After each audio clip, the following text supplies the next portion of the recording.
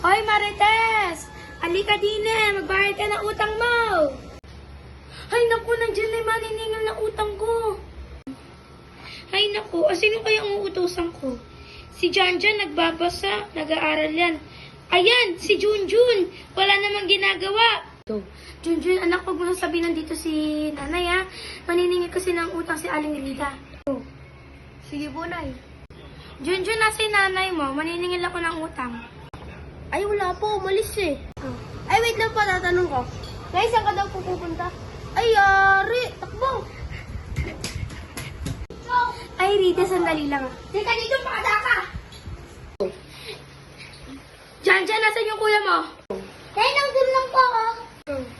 Ay, patay. Ay, nandiyan ka pala, bata ka. Halika dito! Mama! Ay, Janjan, sinasabi na teacher mo na hindi ka marunong magbasa? Abay po, Nay. Alam ko po naman. Hindi po ako marunong magbasa eh. Ay, nakong bata ka. Alam mo, tuturuan kita magbasa. Halika din eh. Oh, ano to? Tinapay? Diyos ko naman! Nanay. Sabi nga po kung ano yan eh.